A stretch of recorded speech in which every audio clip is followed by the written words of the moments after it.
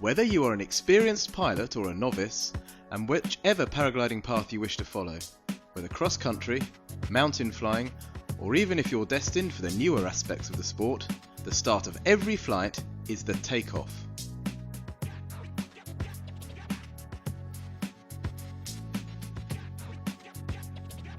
At the moment of takeoff, each pilot can be subjected to stress from different sources. The configuration of the site, strong or cross winds, and considerations regarding other pilots in the vicinity. Lack of practice can also lead to doubt or hesitation.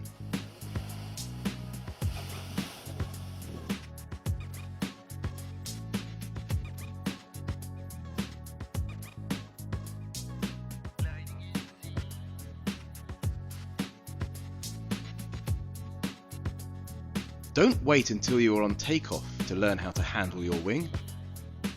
It's imperative that you train yourself in the correct techniques, the improvement of which will result in safe launches.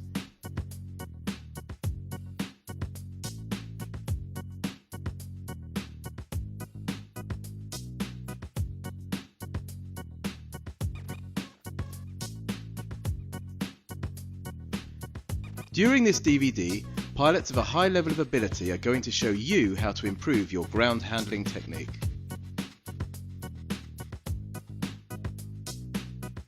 We will also demonstrate various exercises, which will be illustrated in varying conditions.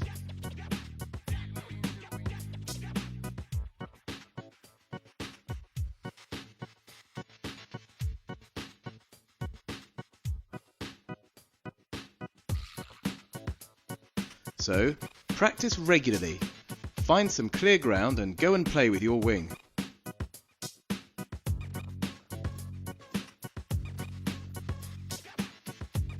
You'll see how ground handling becomes a real game and your takeoffs more and more assured. Enjoy the film and your ground handling.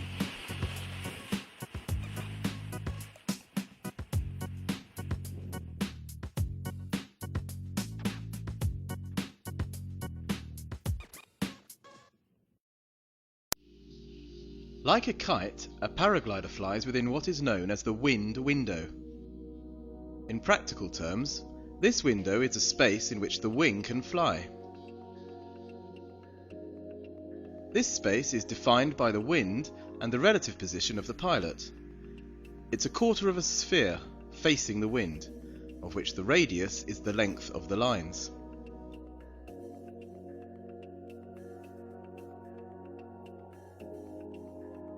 This window comprises several distinct zones.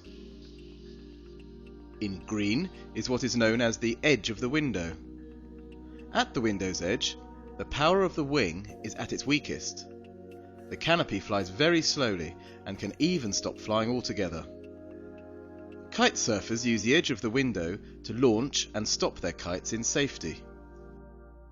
Inflation at the edge of the window in strong winds can also be performed by some paraglider pilots, but a high level of skill is required. In red, the zone facing the pilot is the power zone. It's here that the wing is at its most powerful.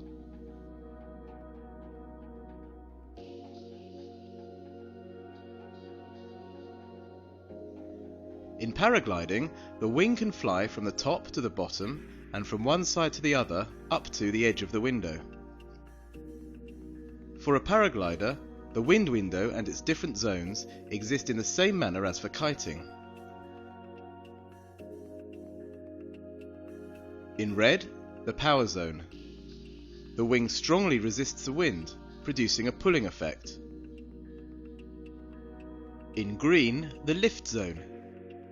The air begins to flow over the wing's profile as it progressively reaches flying speed. This is why, in strong winds, the movement of the wing in the power zone is the critical point of the inflation. You can greatly limit the power of the wing in this zone by moving towards it.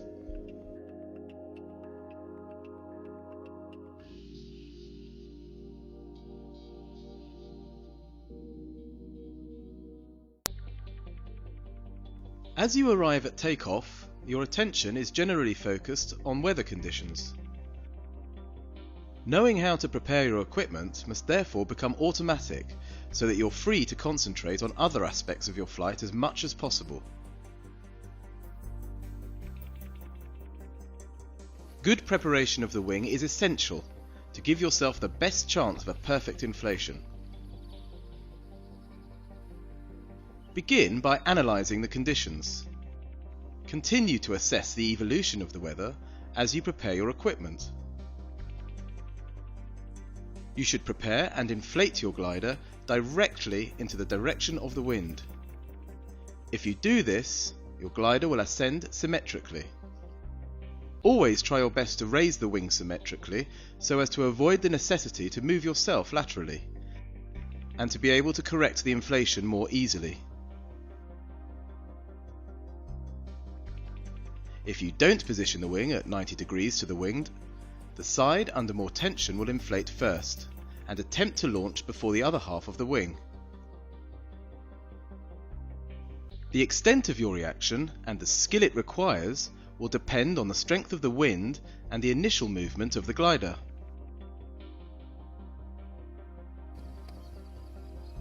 When there is no wind, as here, lay out, then position your wing at 90 degrees to the steepest slope. This will aid your takeoff and facilitate a rapid departure from the hill.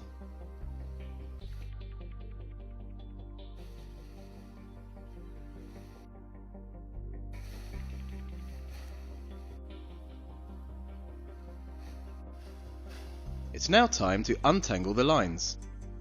To make the job easier, start by moving the harness away from the wing to put a little tension on the lines.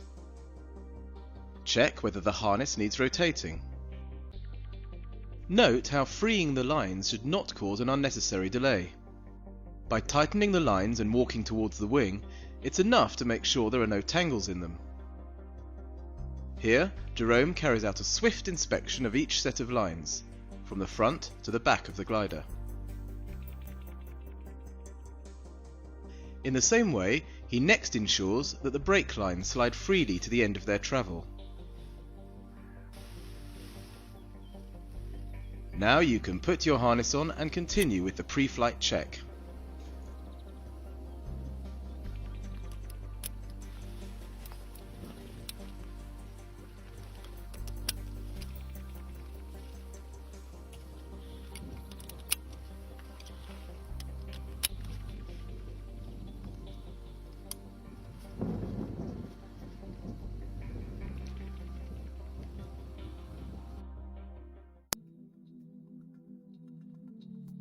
We're now going to see the various stages comprising a forward launch.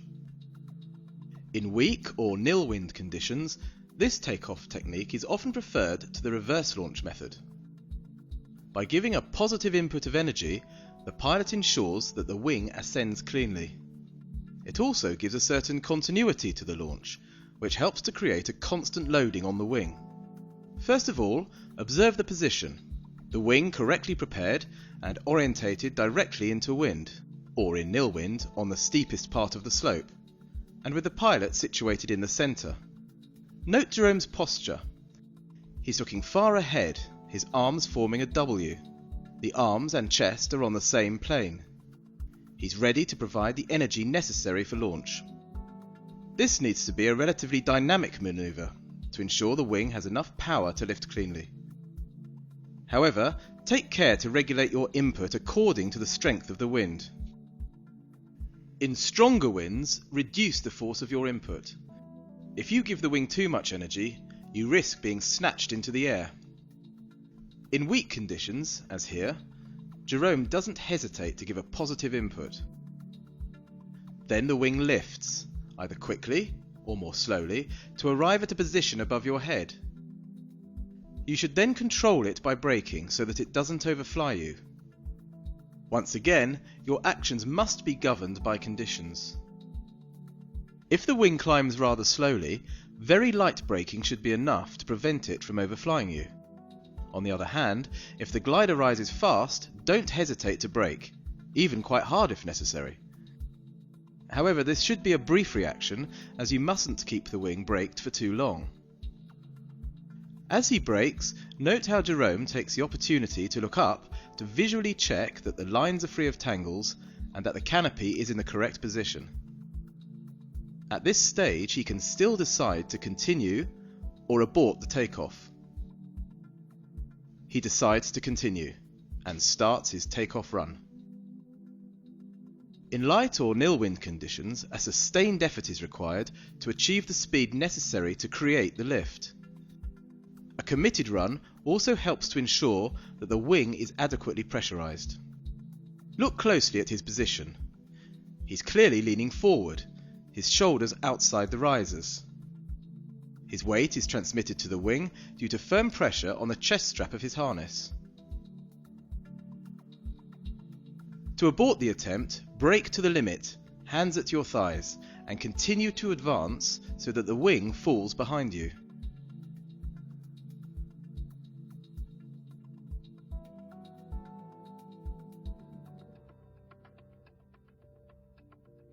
The glider and pilot form a pendular system. In the air, in the event of rolling or pitching, you are naturally brought back beneath your wing.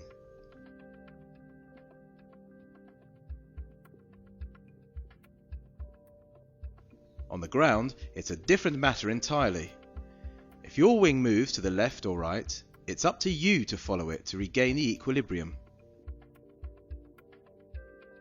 At the moment of takeoff, if the wing climbs sideways, you don't have to collapse it and start again. This situation can well be recovered. In the first place, follow the wing while continuing to advance. Next, correct the course of the wing with the opposite brake. In this way, you maintain a good loading on the wing throughout the run, while keeping to the initial direction chosen for it. Once returned to a position of equilibrium, with the wing stabilized above your head, you can start your takeoff run. David's action demonstrates this very well. By moving towards the wing, he causes a canopy to return above his head. Very quickly, the majority of pilots come to prefer the reverse launch because it allows a visual check of the glider. It's also easier, as the wing rises, for the pilot to effect the correct adjustments and find the best position to be in himself. This type of inflation is also better adapted to stronger conditions. There is no correct method. The right method is the one you master and which ensures that you take off safely.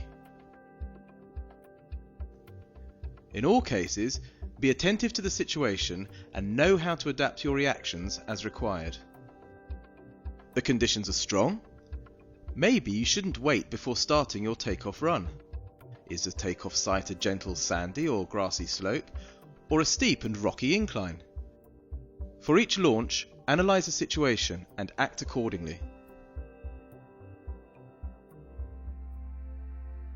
We're now going to watch as David demonstrates the crossed brakes method.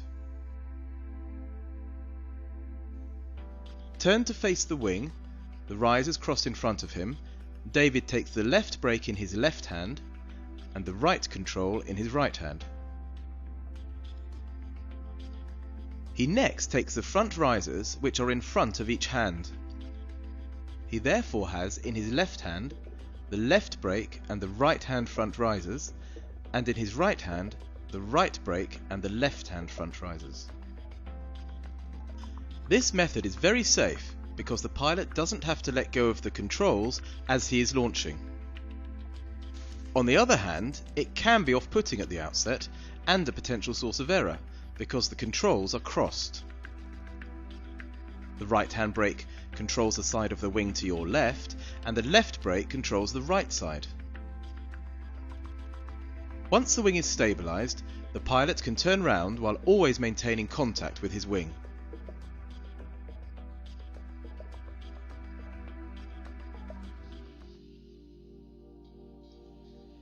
In strong winds, the movement of the wing in the power zone is the critical moment of the inflation. The wing is in the transitional phase and is barely flying. It presents a strong resistance to the wind, producing a pulling effect. At this point you could be surprised by the power of the wing. To reduce this energy, reduce the loading on the wing by walking towards it.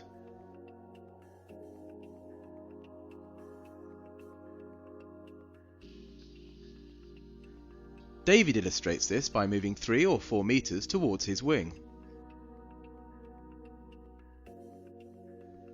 Note his flexed position at the moment of surge. Advancing towards the canopy, David stands up, reducing the wing loading a little more. In addition, being flexible makes him more stable and avoids his being unbalanced when the wing starts to pull him.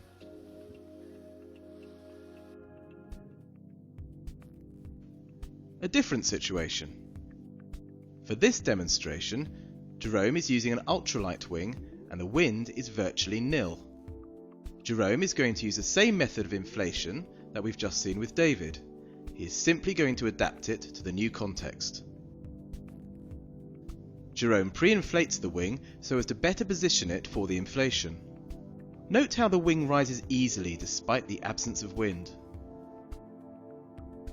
With this type of equipment, very light input is required, even in weak conditions. Note that Jerome doesn't have to walk towards the wing. On the contrary, he needs to move backwards to load the wing even more. Here, he's not trying to reduce the speed of the wing, but to increase it, so as to overcome the lack of wind. The wing lifts.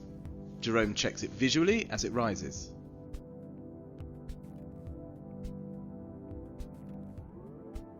He controls the wing after turning.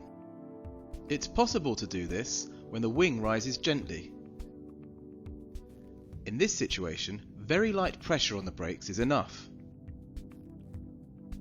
Then Jerome loads the canopy and starts his run.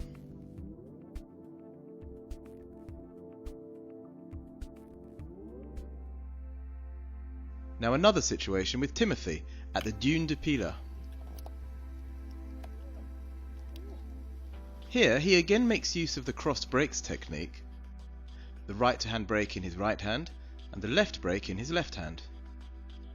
In contrast, however, he handles the brakes differently and he holds the risers in one hand.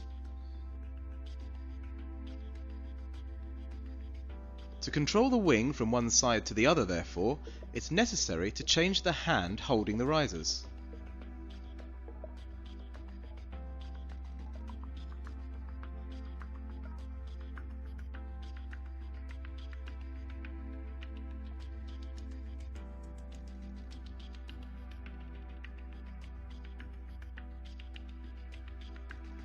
Wind conditions are moderate, about 10 km per hour. Therefore the leading edge is already inflated. Timothy provides a light input, sufficient in these conditions, and advances slightly towards the wing. He controls it, and having stabilized it, he turns. In all cases this control is essential, but must not last longer than necessary. The context will dictate whether or not you remain stationary before starting your takeoff run, but there is no necessity to do so.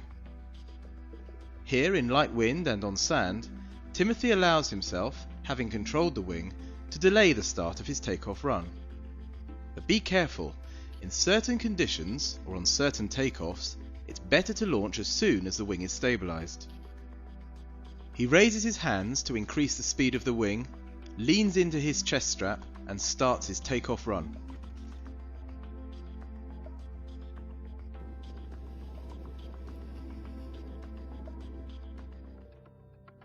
Here's a further example with Russell in slightly stronger conditions.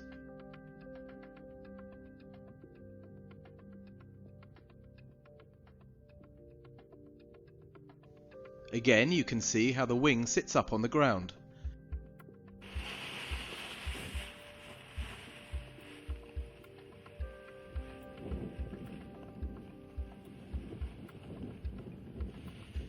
In these conditions, only a small force is needed to cause the glider to rise to its full height above the ground.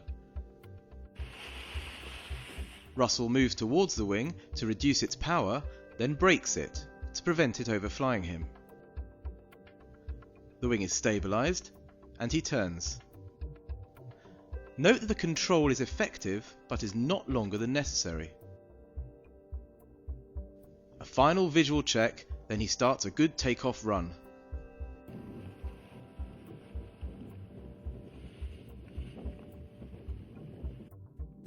The final example, and another situation, here with Jerome. This time the conditions are clearly stronger and the terrain uneven. A light input is all that's necessary to raise the wing to its zenith. The manoeuvre is skillfully carried out and Jerome launches safely. Nevertheless, that's not to say that this launch couldn't have been improved upon. In these strong conditions, Jerome could have advanced a lot more boldly towards the wing at the moment it began to climb. He could also have been more flexed, which would have allowed him to lighten the wing by standing up as it accelerated. Already being upright, however, he was unbalanced and pulled by the wing as it accelerated. Pressurized in this way, the wing lifted far too quickly, causing Jerome to have to brake it firmly. This demanded a very fast and accurate response on Jerome's part, and could be more difficult to handle by less experienced pilots. Anticipate the behaviour of your wing and adapt your reactions to the situation.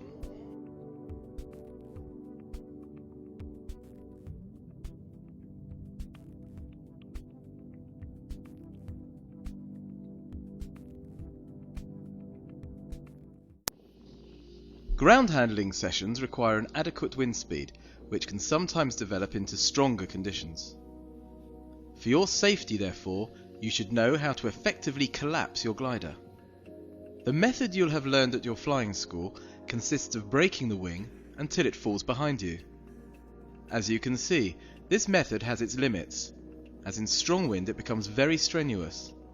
In addition, the still partially inflated wing drops back through the power zone. At this moment you risk being forcibly dragged backwards by the wing. This is not a particularly comfortable situation in which to find yourself. If you need to collapse the wing in strong wind, turn to face the canopy. It's more easily achieved in this position and avoids you being dragged off. When you decide to collapse it, go with the wing by running towards it. This helps to reduce the power in the wing by depressurizing it. Running forwards is easier. Still facing the wing, you can also collapse it by using the rear risers. Don't hesitate in strong winds, use the rear risers. This is the safest and most effective method.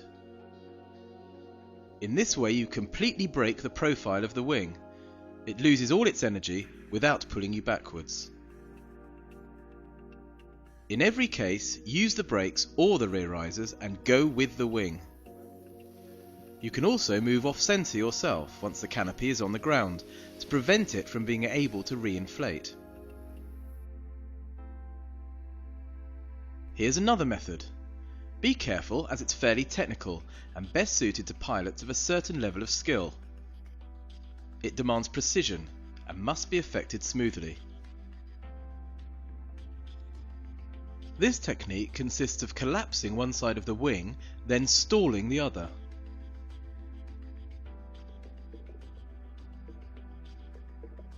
With his back to the wing, Russell takes the front risers in one hand and the rear risers in the other. He begins by causing the right side to collapse by firmly pulling on the front risers. When the wing is collapsed, he stalls the other side by pulling on the back risers, preventing any rotation from the open side. The wing finds itself almost instantly deflated and depressurized. It drops gently to the ground.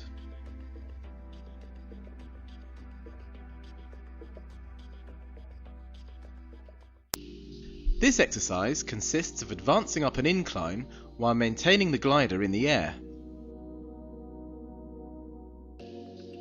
It's carried out in light wind and on a gently inclined slope. Watch David as he reclimbs the hill. Two obvious phases are apparent. When the wing is flying or rising, David walks towards it.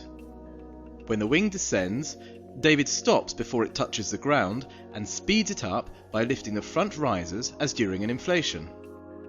The wing rises, he advances. The wing drops again, he stops to give it more speed, and so on. The exercise demands a good regulation of energy input to the wing and a certain amount of anticipation.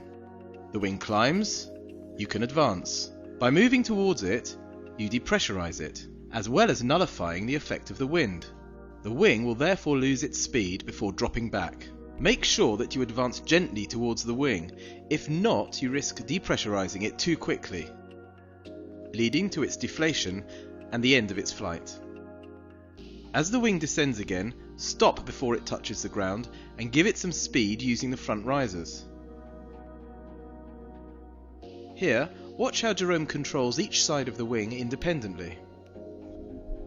He reinflates in turn the right side, then the left, and moves himself to maintain a certain loading on the wing. The wing rises again to its zenith, thus preventing the pilot from advancing further. Use the rear risers to brake it and cause it to fall once again. Moving from the front risers to the back quickly and without hesitation is a good exercise in skill and dexterity. To remain in control of the wing, you should also move yourself laterally. This will counter localized changes in wind direction. Here, the wing goes to the right. Jerome naturally shifts himself towards the left to maintain a symmetrical tension between the risers. Once the wind has returned to its previous direction, the glider and pilot realign themselves. This exercise helps you to understand how it's possible to control the speed of each side of the wing by well-calculated inputs to the front risers and repositioning of yourself. Familiarity with these sensations is indispensable in achieving good elevation of the wing during a reverse launch inflation.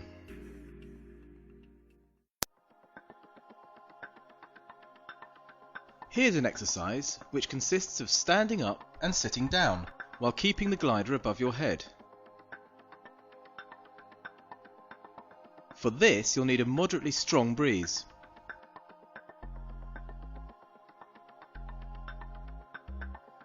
To begin, try to sit down and stand up again while maintaining the loading on the wing. If you're too quick, you risk depressurizing the wing suddenly, leading to its collapsing. Therefore, try to maintain and feel a continuity in the pressure. Your wing has less or more lift depending on its position within the wind window. This exercise aims to help you feel this lift as well as the zone in which it operates. As it rises towards the zenith, the wing attains its flying speed. The lift is created, then increases. Use the brakes to induce a pitching motion of the wing. Start by braking the wing sufficiently to make it swing firmly backwards. Then slacken the brakes. The wing can now fly again. It accelerates and again ascends to the zenith. At this moment, you should feel the increase in lift as the wing pulls upwards. Repeat this pitching movement and attempt to produce an increase in lift which will pull you upright. Observe Jerome as he instigates and utilizes this pitching movement of the wing to lift himself up.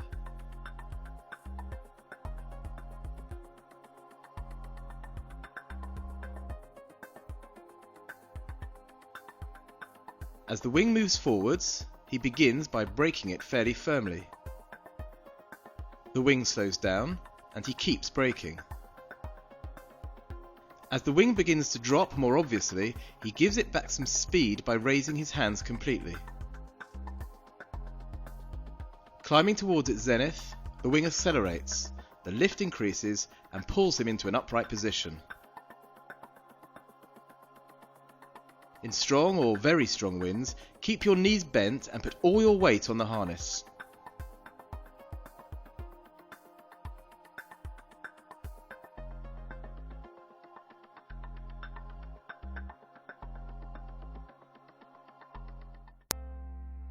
Ground handling can also be a game.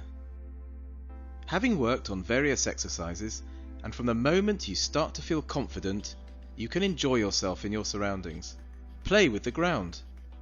The goal here is to move yourself with the wing above your head without taking off. This low wall is perfect for an attempt to move along its edge without falling. A little break sends the wing to the left, he follows it.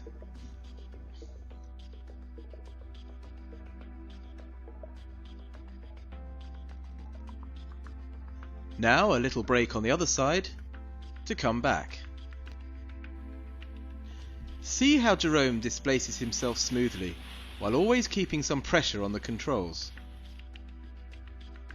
This exercise is useful when handling pitching movements of the wing. It's important that you avoid taking off and also that the wing doesn't overfly you, while at the same time preventing it from collapsing. Now Jerome reclimbs the slope. The wing is flying and he can move towards it. The wing drops back. Before it touches the ground, he gives it some speed using the front risers.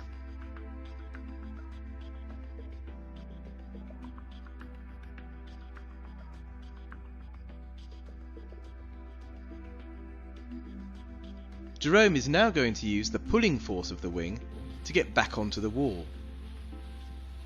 This takes perseverance. Even very experienced pilots don't find this easy. With a bit of practice, changing your position on the ground with your wing over your head will soon become more instinctive.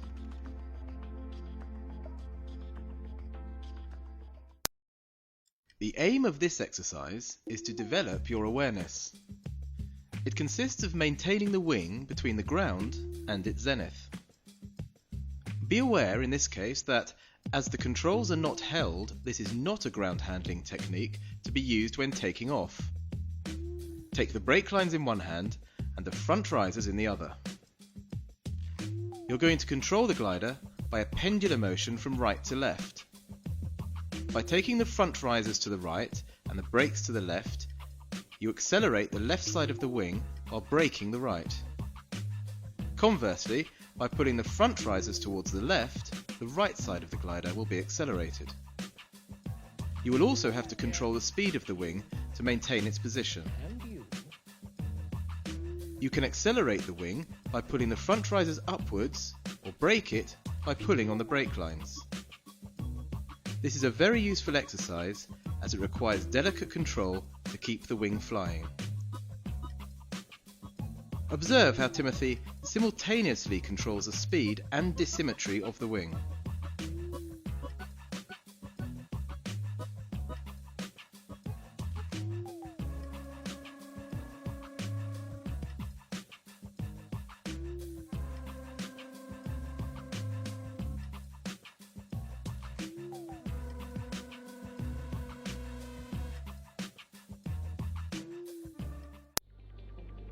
This exercise involves placing the wing at the left and right sides of the wind window. Even in this unusual configuration, it's possible to achieve a state of equilibrium for your wing. When you have learned to bring the glider into this position and keep it there, you can attempt maneuvers at the edge of the window, such as the barefoot. This exercise requires moderately strong wind conditions. Use the controls to send the glider to one side. Instead of following the glider so as to keep it above your head, turn towards it and oppose it. You can even move in the opposite direction to accentuate the off-balanced effect.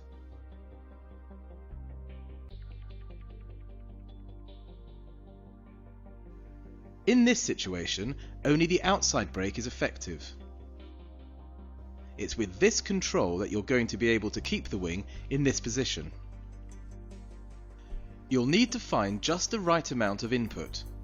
If you apply too little outside brake, the wing will lean and pivot until it collapses, the leading edge on the ground. If you apply too much brake, you will prevent the wing remaining at the edge of the window. On the other hand, this is how you can bring the wing back over your head. By keeping this side braked, the wing will progressively change course until it dives to the other side.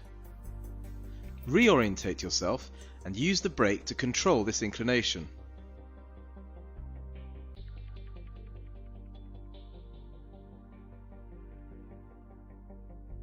If the wing has dropped too far, or the wind becomes weak, the use of the brakes alone will not be enough to bring the glider back above you. In the first place, you will need to speed up the wing to keep it flying. In order to achieve this, reload the upper side of the wing by pulling on the front riser as David does here. Then, a little paradoxically, as well as giving the wing more speed, you can brake it at the same time to bring it back over your head.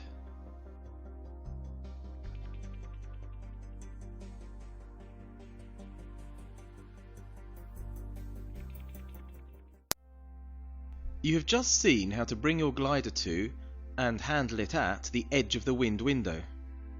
Now we will see how you can maneuver yourself by using this technique. This could be useful, for example, to quickly clear the landing area having touched down. To succeed in this exercise, you will need at least a moderate breeze. Moving with the aid of the window's edge consists of bringing the end of the wing to between 50 centimeters and a meter from the ground, then moving yourself while maintaining the wing in this position. Start with your back to the wind, the glider stabilized above you. Next, use the brake to send the wing to one side. You can clearly see that the trailing edge is deformed on one side only. The wing begins to turn. Keep braking while orientating yourself in the same direction. The wing dives. Instead of moving underneath as you would to stabilize it, place your body in opposition to the wing. You can now effect your movement by running. The speed and direction of your run must be adapted to the force of the wind. In light to moderate wind, your wing will need more airspeed and your run must therefore be more sustained. To help the wing gain speed, strengthen your resistance and run at a slight angle into the wind.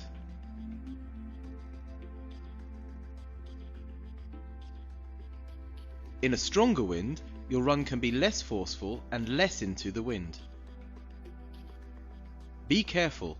Well loaded in a strong wind, your glider can rapidly gain speed, dragging you with it. The outside brake, the one controlling the higher half of the wing, allows you to control this tendency. Don't hesitate to use it to slow the wing down and return it to the required angle.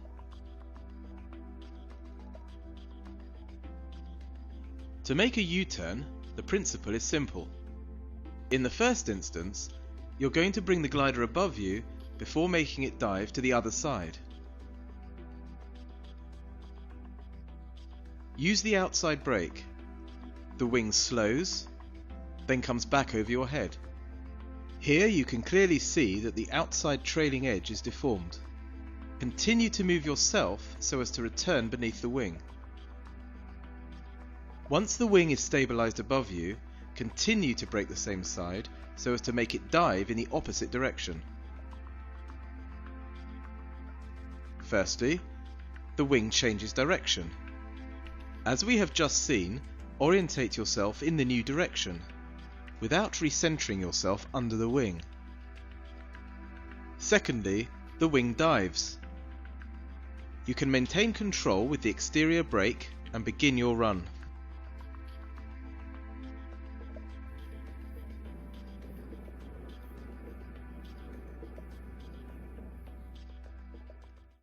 By using the displacement technique with the wing at the edge of the window, it's possible to reclimb a slope. This method is best adapted to stronger conditions. It's therefore practiced in sustained winds. This can be useful, for example, on a dune, where ascending in sand can soon become exhausting, but also on any hill on which you are practicing your ground handling.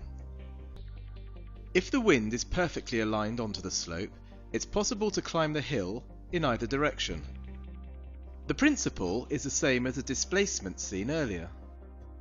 Begin by sending the wing to one side. It dives. Instead of following it as you would in order to keep it above your head, oppose the wing to make it lean further. Now it's necessary to give the wing some speed. Run at a slight angle into the wind while remaining in opposition to the wing, thus pressurizing the wing and speeding it up more quickly. Once the wing has attained a certain speed, you can change your direction to ascend the hill, while tilting the wing even further with the inside brake.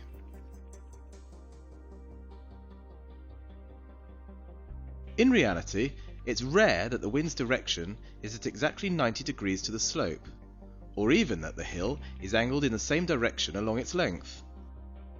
You can only reclimb the slope by running in the direction facing more into the wind.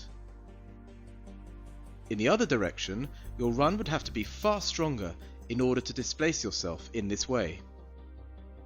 With the wind behind you, you are going to either take off or be able to effect a barefoot.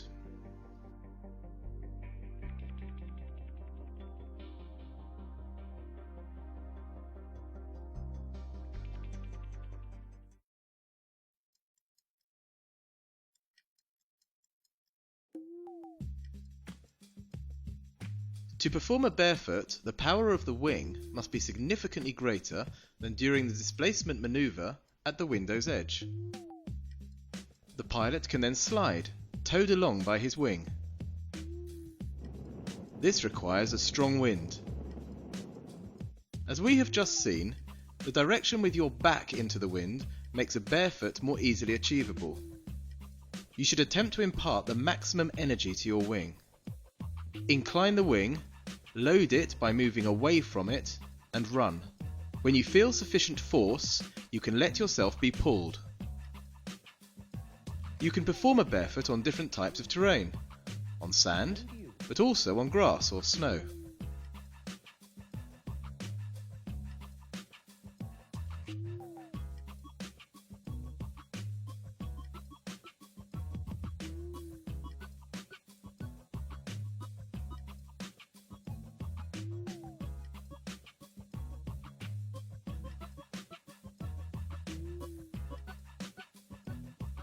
The jibe is a U-turn carried out using high speed combined with a sudden reverse of direction. The controlling input and transfer of weight must be regulated to make the wing pivot through 180 degrees as fast as possible. If the turn is slow or the radius too long, you will detach yourself from the slope and take off.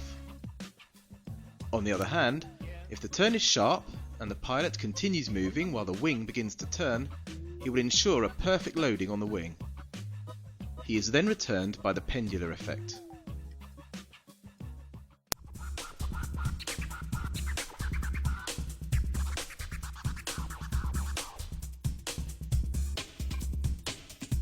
Je m'appelle David Dago, ça fait à peu près 18 ans, un peu plus de 18 ans maintenant que je vole et je travaille avec Ozone depuis 6 ans. Et mon job consiste en fait à concevoir les voiles et puis aussi à les tester.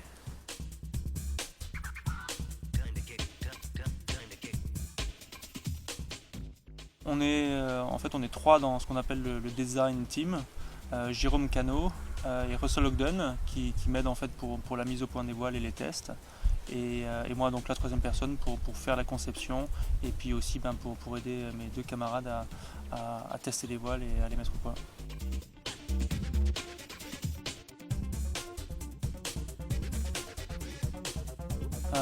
Pour moi le gonflage c'est une partie du vol finalement, c'est ce qui nous permet de nous mettre en l'air, c'est quelque chose qu'on privilégie en fait au début de l'enseignement et on oublie assez rapidement parce que finalement voler c'est ça le plus important et c'est finalement assez dommage parce que c'est assez ludique finalement que passer du temps à faire du gonflage et ça permet à mon avis de développer des sensations sous la voile. On arrive en fait à un peu mieux comprendre, un peu mieux déchiffrer ce qu'elle dit et se concentrer vers les commandes. Donc pour moi c'est vraiment intéressant quand on a l'occasion de passer un peu de temps à jouer avec sa voile au décollage pour être vraiment à l'aise. Ça peut qu'aider en l'air de toute manière.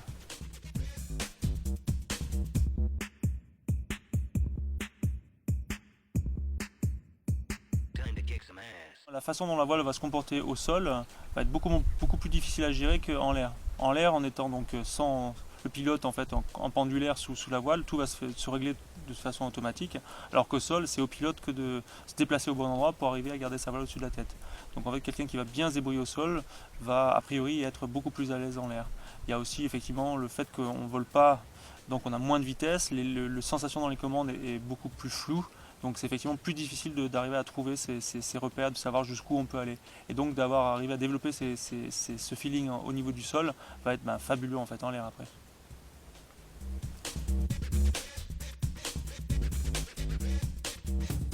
Les premières choses à faire, je dirais, c'est donc sans parler de gonflage face à la voile et de croisé-décroisé, on peut simplement parler de gestion de la voile, en fait du tangage et du roulis en étant statique, sans vouloir décoller. Où en fait on essaie parce que le vent est jamais complètement laminaire, le vent, il y a des variations de force, donc le vent accélère et diminue, le vent change de direction, et ça veut dire que la voile, si on bouge pas, en fait elle va forcément partir en arrière, en avant, se décaler. Et c'est là où en fait très facilement, quasiment tous les jours, on peut en fait, essayer de rester au sol et contrôler sa voile. On peut au début se servir du visuel pour effectivement contrôler sa voile, et puis ensuite on peut regarder le sol et simplement en termes de sensation se déplacer pour essayer de rester le plus longtemps possible sans faire tomber la voile. Ce sera un exercice général en fait, à adresser à tout le monde. Et ensuite après ça on peut se permettre de commencer, on va dire, à se déplacer, c'est-à-dire effectivement se donner une sorte de parcours, essayer de reculer, avancer, se décaler, monter sur un caillou par exemple, où en fait on rajoute, on va dire, une dimension en plus qui est en plus de gérer ce que fait le vent, faut en plus gérer ce que nous on fait pour diriger sa voile et aller où on veut sans la faire tomber. Par vent fort, une des techniques consiste à essayer de ralentir, on va dire, l'accélération donc en tangage de la voile au moment où elle finit.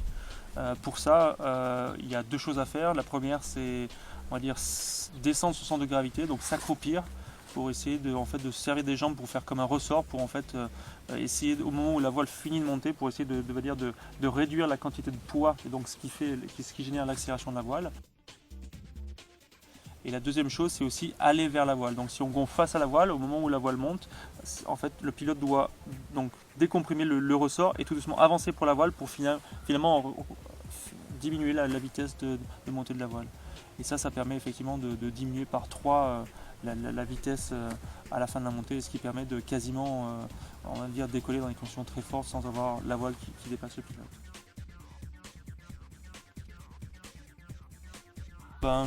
Toutes les méthodes sont bonnes à partir du moment où elles sont bien contrôlées, masterisées par le pilote.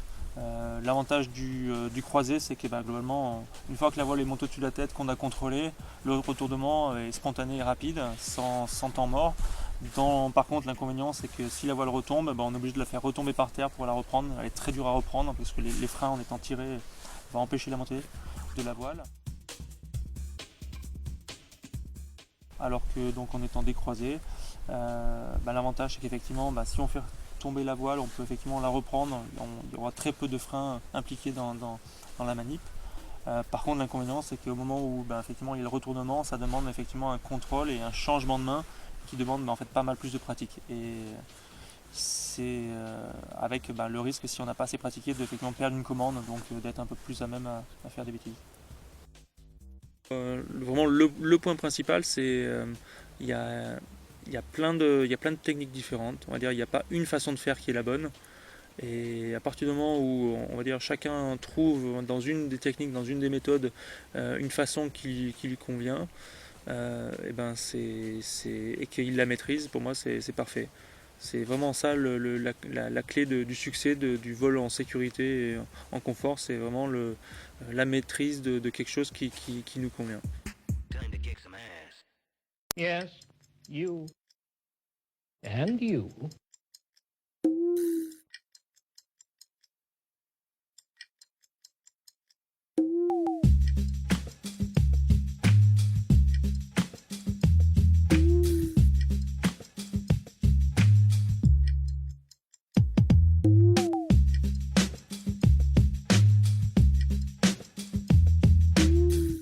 My name is Timothy Green, and this is my twin brother, Anthony Green.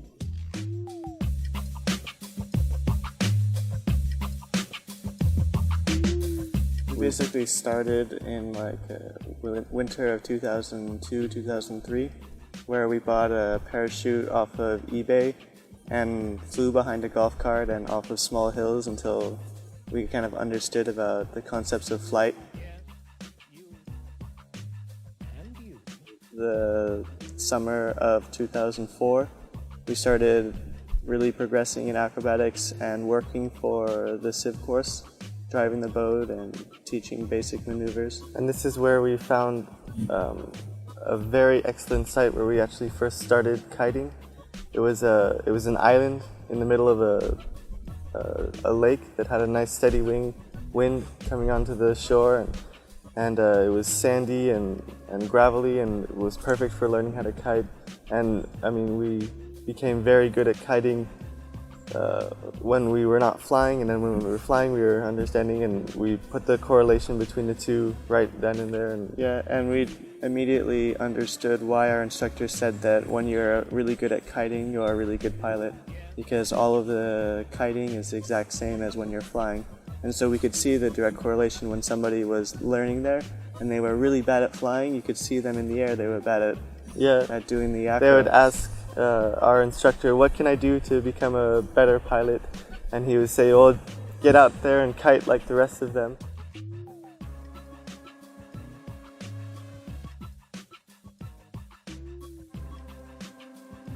The wing reacts the same way in the air as it does when you're on the ground, because the wing is in the air. And so when you're doing an asymmetric deflation or anything in the air, it's kind of dangerous because you can get a cravat and spiral to the ground. But if you do it when you're on the ground already, an asymmetric deflation, there's very little danger that can happen. So you can practice a lot of the SIV or the normal maneuvers on the ground in the safe environment, where you can really learn how to control the wing. So like, you can be on the sand and just pull a full frontal, like the biggest you've ever seen, and nothing's going to happen because you're already on the ground. Yeah, but you still understand what is happening to the glider. And also you can, by ground handling, you learn so much about like the surging of the glider. Like you understand when you're taking off, if you don't brake check, the glider will go in front of you and frontal, and you understand the dynamics. It's like it's amplified. All of the motions of the glider when you're on the ground are increased. Like the glider is not normally stable. When you're standing on the ground, it always wants to go to the side. And when you're ground handling, if you're constantly controlling the glider, keeping it above you, you learn so much more for when the glider is stable above you. Then you know for instance, you hit some turbulence, your glider surges, you know to brake and to weight shift to correct the movement of the glider. And then you feel so much more, since you have a reference. The ground is the reference. So if you get pulled up, you feel the pulling, and you realize that much pull brought you up 1 meter. And then by releasing the brakes, you come down and you have more speed. You realize that you do have more speed, and that you come into motion like this because you have a reference like right there, and you really understand the aspects of the glider and the. Yeah, and a lot of students and new pilots come up to us and ask, so how do we know when the wing is going to stall? And like, what point will the wing stall, and how long do I have to hold the brakes down? And we say, well, don't go and try it way up high in the air, because you can have a lot of problems. You just come on landing, or when you're on the dune, you can just brake, and just half a meter off the ground, and keep braking until you feel it stall, and then you know that that's the stall point.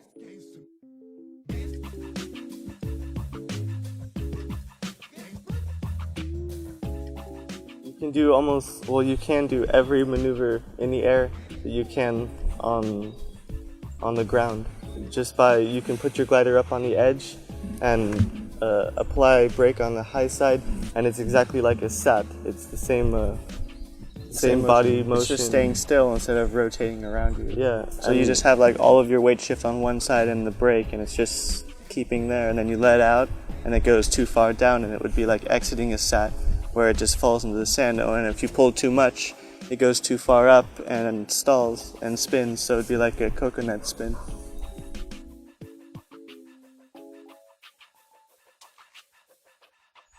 So for like having the wing pull you up the hill like a sailboat going up, you basically are standing straight below your wing with it kited and stable, and you just brake on one side to turn the wing to that side. Instead of following underneath it like you would to keep it stable and above your head, you lean away from it and it comes to the side, and then it often can hit the ground and just like stay there. And then you can bring it back up and you control it with the top brake to bring it up and to bring it down. And then when you want it to start taking you up the hill, you have to lean away from it and then run like in the same direction, and normally upwind a little bit because it has to be cross, otherwise you have to be going too fast. And you can brake to actually give it more lift and pull you up the hill faster. So at the beginning, normally you have to run down the hill a little bit to get some speed in the wing, and then as it gets speed and creates more lift, then you start running up the hill, and you just control it and keep the wingtip touching the ground or just a half a meter up, because if it goes too far up, then it stops pulling you up and it kind of takes off. And then for when the wind is perfectly straight up the hill, you can do it in both directions. So to change direction, I find instead of bringing it up quite slowly, because it has quite a lot of speed and you're running, and normally you take off and fly like away from the hill, the best thing is to stay on the ground to go up the hill as fast as you can. So you bring it up and then you kind of spin the wing like 180 degrees, and you turn your body at the same time, and then when the wing is on the other side, then you just control it and make sure that the wing isn't stalled or something, and then you continue going up the other direction.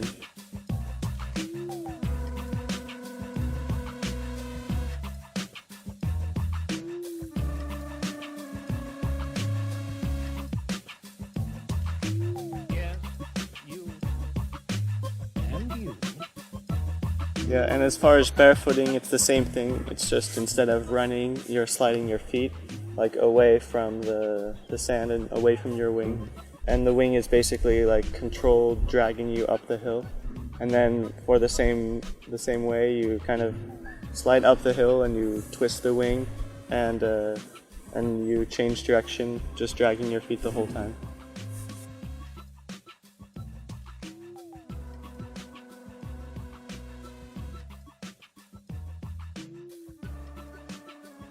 And then as far as jumping with the wing on the dune, I usually take like a half twist, so I'm facing my wing and you can see what is happening, and take the D's, like I just clip the brakes on and take the D's.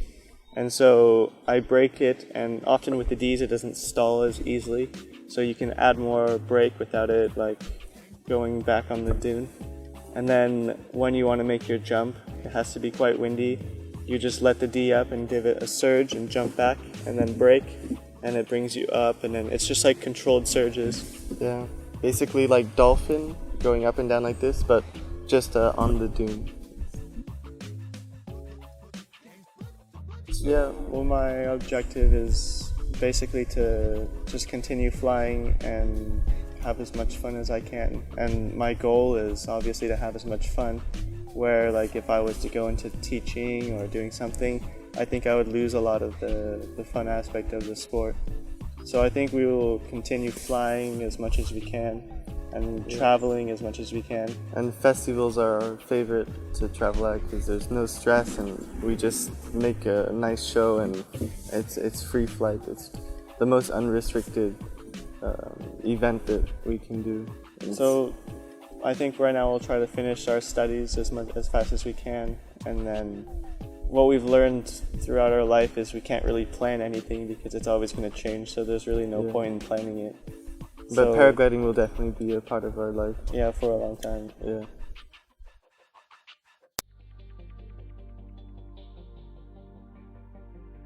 Here's a way to turn your wing over when the leading edge is against the ground.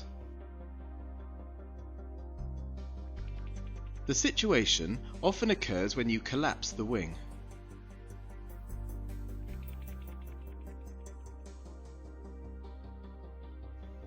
On the beach, you can also use this technique to empty the wing of any sand collected inside it, the weight of which could prevent it from flying. Therefore, the objective is to turn the wing on its yaw axis. How's it done?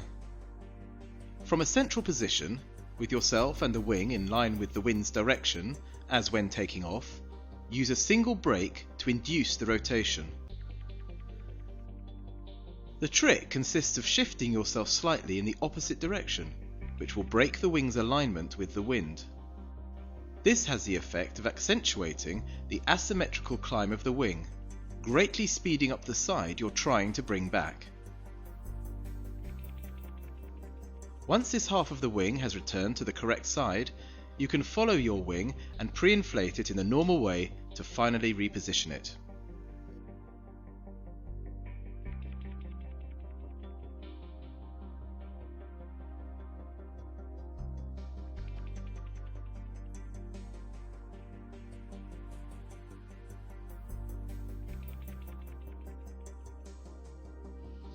Strong conditions are the cause of a lot of accidents at takeoff. Inflation in stronger winds is possible, but demands a good mastery of the technique. Here's a tip for reducing the power of the wing during inflation. On a glider equipped with 4 front risers, use only the central ones to effect the inflation. Only the middle of the wing will be under tension during the inflation, and thus the pressure is greatly reduced.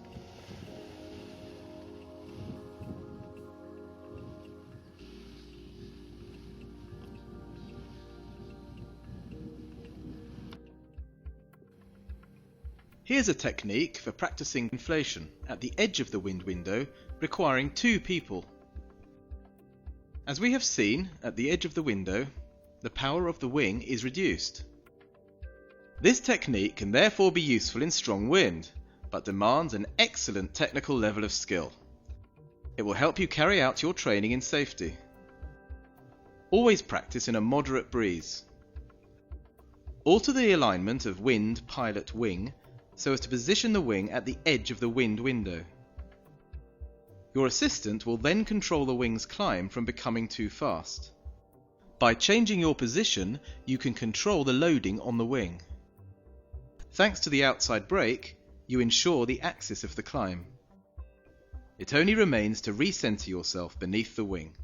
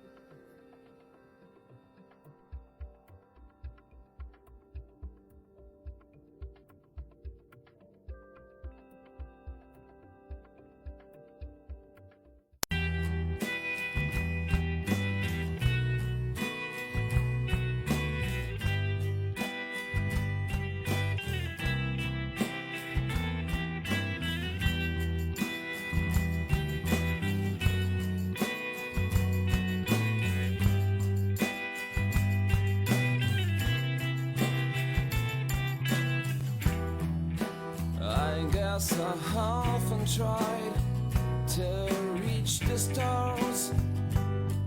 I never caught a single one. I hope you'll be my guide, that you'll be the one that will set me free. Now I'm getting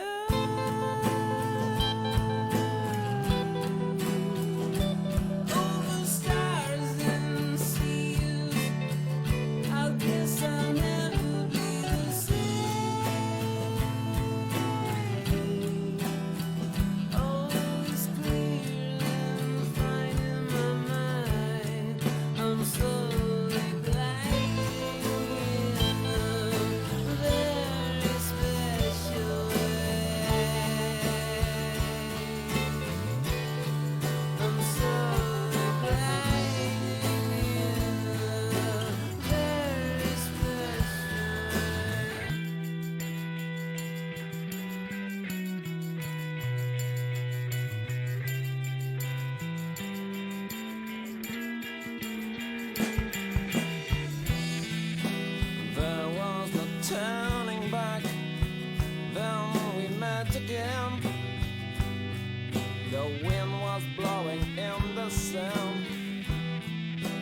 It was a perfect day just to get away.